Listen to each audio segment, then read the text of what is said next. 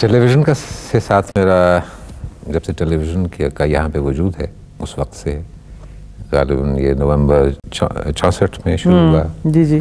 एक प्ले किया as an old student Tariq Ali Khan के साथ। अच्छा अच्छा। उसका नाम था if men played cards as women do. Frankly direction में ज़्यादा मज़ा आता है उसमें। जो ड्रामे का पूरा वो है मैसेज और गेस्टॉल्ट, उसको विजुलाइज करना, उसको प्रेजेंट करना, इज़्ज़त नफ्स एक्टर की मजरूह किए बगैर मेहनत और वक्त का तलबगार में हमेशा रहा। इनबॉर्न टैलेंट भी एक बुनियादी चीज़ है, उसके बगैर वो स्ट्रक्चर बिल्डअप नहीं हो सकता। Training, one can be a good competent mechanical actor, लेकिन ब्रिलियंस जो है वो अंदर से आती, स्पार्क अंदर से आता। फारूक ज़मीर, मुझे अभी तक याद है बहुत साल पहले स्टूडियो सी में, जो पुराना स्टूडियो होता था, उसमें एक नई सीरीज़ शुरू हुई थी, कहानी की तलाश, और फारूक ज़मीर ने उसमें पहली दफ़ा पाकिस्तान टेलीविज़न में कदम रखा और उसके बाद फिर वो आहिस्ता आहिस्ता बढ़ते चले गए। वो एक खामोश इंसान स्टूडियो के कोने में बैठे रहते थे, खामोशी से सिगरेट पीते रहते थे, और ऐसे ही कुछ किरदार उन्होंने किए, serious, philosophical, academic and very dignified. Farooq Zameer. Farooq, अभी आपने मुझे याद कराया 1966 में आपने मैंने शायद पहला ड्रामा इकट्ठा परफॉर्म किया था टेलीविज़न में। मुझे याद नहीं था। हाफ़ज़े का ये हाल है, आपके हाफ़ज़े की मैं दाद देती हूँ। नहीं, बहुत सी बातें उस ज़माने की भूल चुका हूँ, लेकिन ये याद रहा कि आपका पहला खेल यहाँ, पहला खेल यहाँ, और आपके साथ हुआ भीगी बिल्ली, आपने नाम बताया। ये बताइए कि क्या साथ इतना ही पुराना है टेलीविज़न से आपका, या उससे भी पहले? टेलीविज़न का से साथ मेरा जब से टेलीविज़न का यहाँ पे वजूद है उस वक्त से ग़ालिबन ये नवंबर 64 में शुरू हुआ। जी जी। मैं जनवरी 65 में वापस आया बाहर से, और उसी महीने में पहला खेल किया था यहाँ पे। अशफाक साहब की सीरीज़ थी, नाम उसका जहन में नहीं है, याददाश्त का मेरा ये हाल है, यकीन नहीं आता या था नाकाबिल यकीन, कोई इस किस्म का नाम था। उसमें पहला खेल किया था, और उसी में मेरे साथ जो काम कर रही थी वो भी उनका पहला खेल था, महनाज रफ़ी। अच्छा अच्छा अच्छा अच्छा, तो इतना पुराना। लेकिन अदाकारी से या एक्टिंग से टेलीविज़न से तो पहले भी आप जी, उससे पहले आगाज़ तो सन 56 से हो गया था। रेडियो पर एक प्रोग्राम यूनिवर्सिटी मैगज़ीन हुआ करता था, उसमें 56 में 56 में जब मैं कॉलेज आया तो उसमें एक टॉक छोटी सी कॉलेज में आने के तासुरात और एहसासात जो एक फ्रेशमैन के लिए होते हैं, जी जी, उसके बारे में एक छोटी सी टॉक कही थी। उसके बाद फिर पार्टिसिपेशन उसमें जारी रही। उसी में फजल कमाल उस ज़माने में एक उन्होंने ड्रामा किया यूनिवर्सिटी मैगज़ीन में, उसमें काम किया। अपने स्कूल के एनुअल फंक्शन का 56 में ही 57 में अच्छा एक प्ले किया as an old student Tariq Ali Khan के साथ। अच्छा अच्छा। उसका नाम था if men played cards as women do. Interesting. और 57 से फिर बाकायदा स्टेज पे शुरू हो गया, और मुख्तलिफ ज़ाहिर रेडियो पे भी चलता रहा, प्रोग्रेशन हुई ग्रेजुअली। तो ये बताइए कि चलें, अगर हम विरासत की बात करें या ना करें, तो ये बताइए कि क्या है कोई फैमिली में और भी स्टेज से शगफ है, कोई और भी एक्टिंग करते हैं? घर में होता रहता था, एक माहौल था, एक तमाशा चला रहता था। जी, इन्फ्लुएंस तो डेफिनेटली है। हमसे पहले मेरे ताया नज़ीर गौरी ख़ानदान की मुखालिफत के बावजूद बम्बई चले गए थे, वहाँ फिल्मों में उन्होंने अपना नाम बनाया। अच्छा अच्छा। गौरी के नाम से मशहूर थे। अच्छा अच्छा। लेकिन ये मेरी याददाश्त से पहले की बातें हैं। उसके बाद जब मैंने होश संभाला उस वक्त फजल कमाल यहाँ रेडियो से मुताल्लिक थे, ड्रामों से, और वहीं से फिर ये सिलसिला शुरू हुआ। ये बताइए कि आपने एक्टिंग तो की है, वो तो पता ही हमें, लिखा भी है आपने, लिखा भी है हिदायतकारी भी जी की है, स्टेज की भी की है, टेलीविज़न की भी की है। और एक ऐसा वक्त था जब आपने बहुत शुरू में 19 टेलीविज़न के ऊपर गेस्ट प्रोडक्शन भी पूरी की थी। इन तीनों में फिर बताइए कि किस में ज़्यादा मज़ा आता है? फ्रेंकली डायरेक्शन में ज़्यादा मज़ा आता है। उसमें जो ड्रामे का पूरा वो है मैसेज और गेस्टॉल्ट, उसको विजुलाइज करना, उसको प्रेजेंट करना प्रॉपरली और ख़ूबसूरत तरीके से, और जो मफहूम उसका है बेसिक, उसको उभारना किरदारों के हवाले से, सिचुएशंस के हवाले से, किरदारों को बनाना, सिचुएशंस को बनाना ड्रामेटिक, उसमें ज़्यादा तस्कीन मिलती। आपने इसको कभी अपना मुकम्मल जरिया माश नहीं बनाया? नहीं, इसको हमेशा शौक से ज़रा ऊपर, हाँ जी, और माश से ज़रा नीचे रखा। हमेशा ऐसे ही रहा। वजह उसकी ये थी कि ये जैसे कहते हैं हवाई ज़रिया माश तस्वुर किया जाता था, और ज़िम्मेदारियाँ बचपन से ही कुछ ऐसी पड़ गई थी कि एक रेगुलर फिक्स्ड इनकम बहुत ज़रूरी थी, तो उसके लिए नौकरी करना बहुत ज़रूरी था। वो मुख्तलिफ़ ऑर्गेनाइजेशंस में, मुख्तलिफ़ शोबों में, पब्लिक रिलेशंस में, एडवर्टाइजिंग में रही, तो किचन और दाल रोटी वहाँ से चलता था। ये फिर शौक की हद तक ही रह गया। ये वैसे मुझे ये एहसास है कि अगर कंसंट्रेशन होती किसी एक भी फील्ड में, तो शायद इस वक्त अचीवमेंट्स कुछ और ज़्यादा होती। क्योंकि वक्तन देखा जाता था कि आप नज़र कम आते थे जी। उसमें जाहिर है किसी हद तक तो हमारा भी कसूर था कि हम शायद बुलाते आपको कम थे, लेकिन कुछ थोड़ा सा आप भी खिंचे से रहते थे। ये थोड़ा सा ये बताइए फारूक, क्योंकि मैं तो खैर आपको बहुत पुरानी जानती हूँ, इतने ही संजीदा हैं जितने लगते हैं? आपसे कुछ ज़्यादा महसूस होता है कि ज़्यादा मजाक करना जो है वो मुनासिब नहीं। हालांकि मुझे मालूम है कि हमारी कितनी दोस्ती है और हम कितने, हाँ जी, नहीं, I can take a joke, I am sure you can. लेकिन शायद ये आम जिंदगी में भी मेरा ख्याल ऐसा ही है। शुरू से जो स्ट्रगल रही जो रही, उसकी वजह से शायद, या perhaps I am built that way, कुछ संजीदगी की तरह। इसी तरह फिर जाहिर है आपने किरदार भी जो किए, अब एक्टिंग की बात करें, वो भी संजीदा ज़्यादा। क्या आपने कॉमेडी बिल्कुल नहीं की? नहीं की है, स्टेज पे बहुत की, स्टेज पे कॉमेडी ही की ज़्यादातर। टेलीविज़न पर भी चंद एक प्लेस किए, लेकिन टेलीविज़न पे प्रोड्यूसर्स का एक रुझान है कि जो एक इमेज उनके जहन में होता है, स्टीरियो कास्टिंग करते हैं, एक इमेज उनके जहन में बन गया कि ये शख्स इसके हुलिये से या इसके अपीयरेंस से इस किरदार के लिए मौजूद है, उसी में वो कास्ट करते हैं। वो इमेज एक अनफॉर्चुनेटली मेरा बन गया, इसलिए ज़्यादा कॉमेडी रोल्स ऑफर नहीं हुए, इसलिए ज़्यादा किए भी नहीं, क्योंकि यहाँ चूज तो आदमी नहीं कर सकता, व्हाट इज ऑफर्ड, और फिर उसके मुताबिक आप अपनी पसंद या नापसंद जो भी होती है। ये बताइए, स्टेज भी आपने बहुत किया है, और उस ज़माने में जब छोटा सा स्टेज था, छोटा सा हॉल था, कम देखने वाले थे लेकिन दाद भी देते थे, अच्छा लगता था स्टेज, ज़्यादा अच्छा लगता था। आपने मुझे पता है कॉलेज में भी बहुत, गवर्नमेंट कॉलेज में बहुत ड्रामे किए जी, बहुत मज़ा आता था उस वक्त। क्योंकि क्या पसंद है आपको स्टेज में जो कि आप समझते हैं टेलीविज़न में शायद ना हो? उस ज़माने की बात करता हूँ, आजकल का तो मुझे स्टेज से ताल्लुक़ ही मेरा कोई नहीं।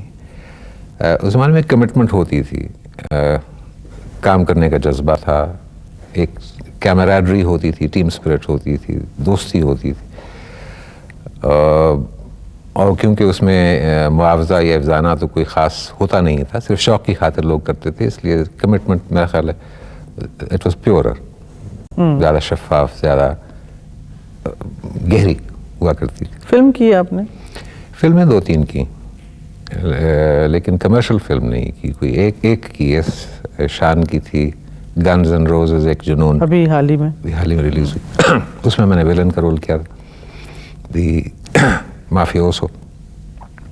जिन्ना में एक छोटा सा रोल था, और एक और थी पाकिस्तान मूवमेंट के बारे में, टेलीविज़न की ही शायद प्रोडक्शन थी फॉर गवर्नमेंट एजेंसी।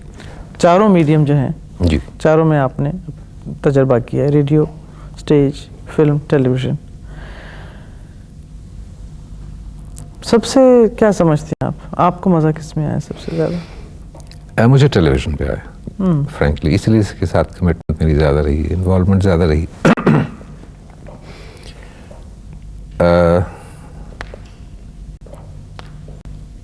65 से 70 तक बहुत काम किया टेलीविज़न के लिए,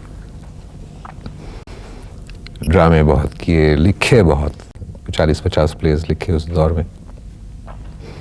69 में मैंने अनवर सज्जाद ने और डॉक्टर खालिद सईद भट्ट ने जी हाँ एक कंपनी बनाई थी जी, एक यूनाइटेड प्लेयर्स के नाम से एक कंपनी बनाई थी, जो शायद पाकिस्तान की पहली private drama production company for television. बिल्कुल, कहानी की तलाश उसकी पहली प्रोडक्शन थी।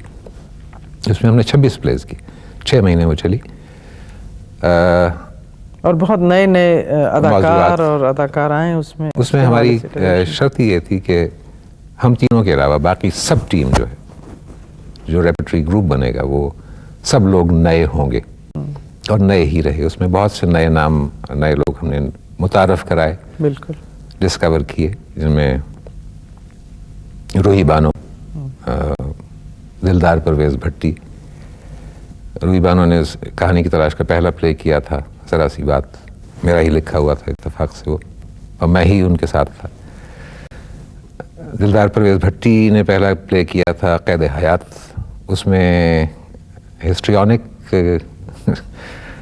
जो उनकी कैपेबिलिटी थी वो तो खैर उस वक्त इतनी नुमाया नहीं थी। जिस बात ने मुझे मुतासिर किया था वो उनकी भवें थी तीखी। उन्होंने शैतान के रोल के लिए मैंने कास्ट किया था, and he did a beautiful job. और दुर्दाना भट्ट उसी सीरीज में आई। चंद एक और नाम थे जो बाद में चले गए। कराची से कुछ, पिंडी से कुछ लोग उसी ज़माने में लाहौर आए थे, बदियुज़्ज़मा थे, नजमा महबूब थी, उन्हें भी पहला लाहौर में जो मुतारिफ करवाने का मौका मिला वो कहानी की तलाश में ही हुआ। उसके बाद एक और सीरीज़ की थी हमने ड्रामों की, वो थी लोक कहानी। This was in 70। कहानियाँ तो वही पुरानी थी, मुख्तलिफ सूबों से 2-2 कहानियाँ मुंतखब की गई थी, 4 सूबों से। और लेकिन इंटरप्रिटेशन जो थी वो current contemporary socio economic milieu के हवाले से थी। तो प्लेन एंड सिंपल वो लव स्टोरीज नहीं थी और बहुत कॉन्शियसली दानिस्ता तौर पर यह बात की गई थी। कहानी की तलाश में भी जो ड्रामे किए गए उसमें 30 से 40% ड्रामे जो थे वो हकीकी वाक़यात पर मबनी थे। उसमें क्योंकि वो रिफ्लेक्ट करते थे करंट सोशल मिलियू को। उसमें मुख्तलिफ असनाफ के ड्रामे पेश किए, कॉमेडीज़ भी की, सीरियस प्लेस भी किए, पैरोडीज़ भी की। बेसिकली रेपर्टरी ग्रुप के कॉन्सेप्ट तकरीबन तौर पर। तो टेलीविज़न आपको ज़्यादा जी आप समझते हैं कि ज़्यादा उसमें कहानी की तलाश में और लोग कहानी में यूनाइटेड प्लेयर्स में लिखते भी हम थे, डायरेक्ट भी हम करते थे और एक्ट भी खुद करते थे जो रोल्स थे मेन। टेलीविज़न से एक प्रोड्यूसर हमारे साथ एसोसिएट होता था to organise and line up the facilities और स्विचिंग पैनल पे बैठने के लिए। कहानी की तलाश में यावर हयात के साथ काम शुरू किया था, फिर आज़म खुर्शीद साथ आ गए थे।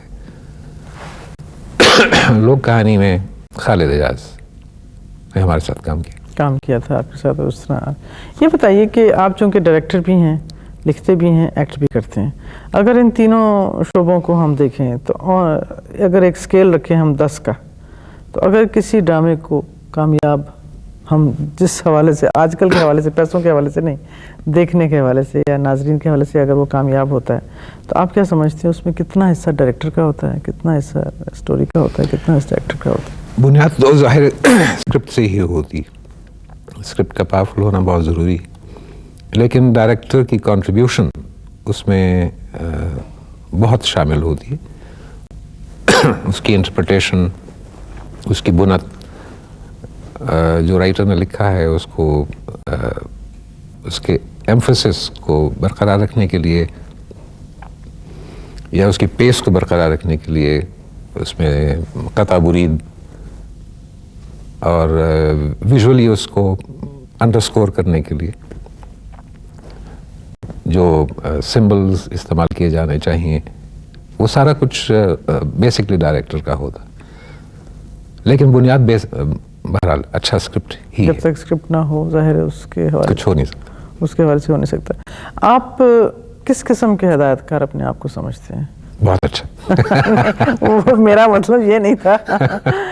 आपके साथ काम करना आसान है, मुश्किल है? आप बहुत वक्त लेते हैं, मेहनत करवाते हैं, करते तो होंगे, करवाते हैं, किस किस्म की जी? अदाकारों को कितनी ढील देते हैं? ढील उस ज़माने, अब तो मैंने रिसेंटली तो टेलीविज़न के लिए किया नहीं, 73 के बाद से, 73 में मैंने एक इंडिपेंडेंट डायरेक्टर के तौर पे एक सीरियल किया था यहाँ से, दस्तक न दो। उसके बाद से डायरेक्टर के तौर पे तो कोई काम नहीं किया, लेकिन उस ज़माने में आई वॉज क्वाइट डिमांडिंग। इज़्ज़त नफ्स एक्टर की मजरूह किए बगैर मेहनत और वक्त का तलबगार में हमेशा रहा। इंटरप्रिटेशंस जो कैरेक्टर की हो सकती हैं, लाइंस की डिलीवरी की जो तरीके हो सकते हैं, वो बताना ज़रूरी समझता था, और जो उस एक्टर की कैपेबिलिटी के मुताबिक फिर जो बेहतर हो in building up the scene और द कैरेक्टर, वो, but I was quite demanding, I am quite demanding. ये सीखा जाता है, सिखाया जा सकता है? आपने कैसे सीखा? पाकिस्तान में तो किसी किस्म की ना तो कोई एकेडमी है। ऑन द जॉब काम कर करके, लोग अच्छे लोगों के साथ काम करके, अच्छे लोगों के साथ रहकर, इसमें सबसे ज़्यादा इन्फ्लुएंस जो मुझे रहा शुरू के दौर में, जब टेलीविज़न पे काम शुरू किया तो बहुत अच्छे अच्छे यहाँ पे हिदायतकार थे, फजल कमाल थे, आगा नासिर थे, असलम थे, लेकिन सबसे ज़्यादा काम मैंने किया फजल कमाल के साथ। पॉज, कहाँ फ़िक्रे को तोड़ना है, कहाँ किस लफ्ज़ को एम्फसाइज करना, ये भी ज़्यादातर मैंने उन्हीं से सीखा, क्योंकि वो कहा करते थे कि pause is the biggest sound effect.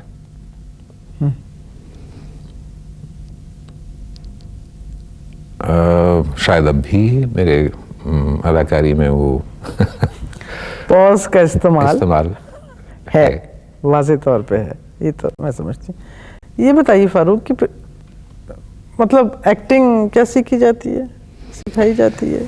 Ji, mechanics तो उससे सीखे जाते हैं, उसमें भी वही लोहारा तरखाना है, कैसे उठना है, कैसे बैठना है, कैसे चलना है, कैसे जेस्चर देना है, लेकिन इनबॉर्न टैलेंट भी एक बुनियादी चीज़ है, उसके बगैर वो स्ट्रक्चर बिल्डअप नहीं हो सकता। Training, one can be a good competent mechanical actor, लेकिन ब्रिलियंस जो है वो अंदर से आती, स्पार्क अंदर से आता। आपने संजीदा ड्रामा जिस तरह आपने कहा वो भी कहे हैं, कॉमेडीज भी की हैं, मुश्किल है दोनों में से कोई जरा ज्यादा? संजीदा नहीं करना चाहिए, कॉमेडी ज्यादा मुश्किल मुझे लगता है, इसमें टाइमिंग की बात है सारी, और टाइमिंग जब तक सही ना हो, जेस्चर का या एक्सप्रेशन का या फिक्रे का, असर ही खत्म हो जाता। To get the right result it has to have a perfect time. That's true. आपने कहा मैं बहुत डिमांडिंग डायरेक्टर हूँ जी, तो फिर एक्टर कैसे हैं आप?